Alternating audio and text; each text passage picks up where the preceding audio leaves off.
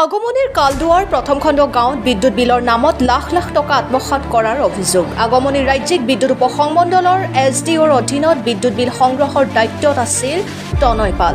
তনয় পালে বহুদিনৰ পৰা কালদুৱা প্ৰথম খণ্ড গাঁৱৰ বিদ্যুৎ বিল সংগ্ৰহ কৰি আছে বুলি জানিব পৰা গৈছে। কিন্তু তনয় পালে বিদ্যুৎ বিলৰ নামত সংগ্ৰহ কৰা ধন কৰিলে আত্মসাৎ। ফলত আগমনী কলেজ মূৰত আজি হুলস্থুল পৰিৱেশৰ সৃষ্টি হয়। অফিচত বিদ্যুৎ বিল জমা নোহোৱাত কেইবাটাও ঘৰৰ পৰা বিদ্যুৎ বিচ্ছিন্ন কৰে। গাঁৱৰ ৰাইজে তনয় পালৰ বিৰুদ্ধে SDOক অৱগত কৰে যদিও SDOয়ে এতিয়াও নীৰৱ ভূমিকা পালন কৰাটো ৰহস্যৰ সৃষ্টি কৰিছে।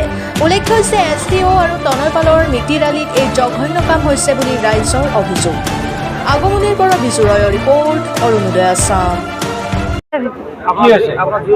কি আছে আজ কারেন্টের টাকা দিছি ওই 11,500 টাকা দিছি এখন বিল টিলটা নাই টনেক দিছি টনেক কি পোস্ট কি বুঝে নাম জানি না আমি 11,500 টাকা নিছে এখন বিলটা নাই আমার 19,240 টাকা বিল এসেছি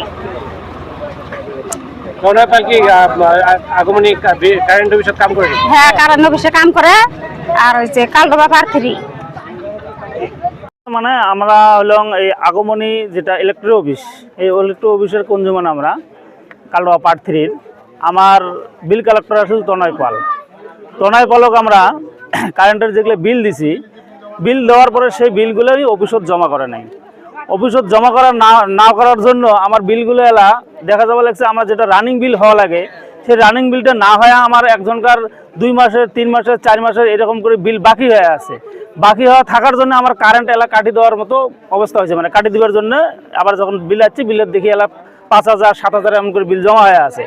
আর বাকি কতগুলার বিল নিছে মোটামুটি ধরো 8,000 10,000 5,000 7,000 এরকম করে বিল নিছে অলরেডি, নিয়ে একটা বিলও জমা করে নাই। জমা করে নাই এলা আমরা জিজ্ঞেস করে লিখছি আচ্ছা বিল তো জমা করিস নাই, তাহলে বিলের আমার এই বিলগুলোর এলা কী হবে? আমার যেটা টাকা নিয়েছি টাকাটা তো ঘুরে দেওয়া লাগে, ঘুরে দেওয়া লাগে বা বিল ক্লিয়ার করে মানে কেমন আমার বিল করা লাগে সেটা করে দেয়। কিন্তু এলা ফোনও তোলে না বা বগলত চাপেও না, তা এইটা মুই হ্যাঁ পলাতক মানে কি ফোন রিসিভ করে না আমার গাঁয়ের চ্যাংরা। কিন্তু কি বিচার আমি বিচারু এতে তদন্ত হওয়া লাগে, একটা কিভাবে তদন্ত আমার তদন্ত করে আমার পয়সাগুলো ঘুরে দেওয়া লাগে। ঘটনাটা হল যে আমার আগমনী যে ইলেকট্রিসিটি অফিস আছে আমার আগমনী ইলেকট্রিসিটি অফিসর মানে বিল কালেক্টর তনয় পাল, আসল নাম মানে নিত্যানন্দ পাল, তাই আমার গাঁৱৰে ল'ৰা। আমি গাঁৱৰ ল'ৰা বুলি আৰু তেওঁ বিল কালেক্টৰ গাঁৱৰ ল'ৰা বুলি কথা নহয়, বিল তাৰ লোৱা আৰু জমা দিয়া তাৰ নিজা দায়িত্ব। এতিয়া বহুত মানুহ এতিয়া ইয়াত যিমানবোৰ মানুহ চাই আছে তাৰে ভিতৰত আধা মানুহৰে পইচা লৈছে, মানে 2-2.5 লাখ টকা মানে এনেকুৱা বেছি, তাৰো বেছি হ'ব পাৰে। তো এই বিলবোৰ লৈ জমা কৰা নাই। মোৰো 2 মাহৰ বিল লৈছে 5,780 টকা, এইটো বিল জমা কৰা নাই। মোৰ যোৱাকালিৰ পৰা মোৰ ঘৰৰ লাইন কাটি দিয়া আছে। মই ইমান গৰমত, মই বেমাৰী মানুহ, মই হুণ্ডা চলাই আছোঁ, গতিকে আমি উপায় নাপাই তাইতো ফোন নুঠায়। আমি SDO ছাৰক ফোন কৰিলোঁ, ফোন নুঠায়। তাৰপিছত কেইদিন আগত অফিচত যাই কোৱা হৈছে, অফিচত কোৱাৰ পিছত পলিচি কৰি তেখেতক গৌৰীপুৰ পানিছমেণ্ট ট্ৰান্সফাৰ দিছে। আমাক কয় যে পানিছমেণ্ট ট্ৰান্সফাৰ দিছোঁ। আপুনি পানিছমেণ্ট ট্ৰান্সফাৰ কেনেকৈ দিব পাৰে? ইমান পইচাৰ এটা ঘটলা, তেনেহ'লে আমাৰ পইচাবোৰ কোনে দিব? SDOয়ে দিব নে ডিপাৰ্টমেণ্টে দিব?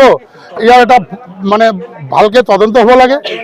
ইয়াত চাওক বেছিভাগ আমাৰ গাঁৱলীয়া মানুহ, লেবাৰ মানুহ, ভেটা খাটা, টোটো চলা ইত্যাদি, এইসকল মানুহৰ 10,000 15,000 টকাকৈ লৈ যদি ইয়াৰ পৰা ট্ৰান্সফাৰ হৈছে, আজি SDOৰ লগত মিতিৰালি কৰি SDOজন জড়িত আছে ইয়াত, কিন্তু 100% জড়িত আছে। তাৰমানে তাক দালাল হিচাপত ৰাখিছে, পইচা কালেকশ্যন কৰিছে। তাৰ পাৰ্মিশ্যন নোহোৱাকৈ ইমান পইচা কালেকশ্যন কৰিব পাৰিব জানো এটা 4th গ্ৰেড মানুহ?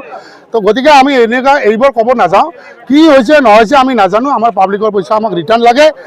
আৰু আমি আপোনাৰ লগত জৰিয়তে আমাৰ অসম চৰকাৰকো অনুৰোধ জনাওঁ যে আমাৰ দুখীয়া মানুহ যাতে হাৰাশাস্তি খাব নালাগে।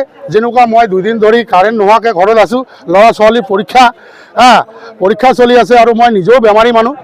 গতিকে আমি আপোনালোকৰ জৰিয়তে ইয়াৰ এটা সুবিচাৰ বিচাৰোঁ বা তদন্ত বিচাৰোঁ।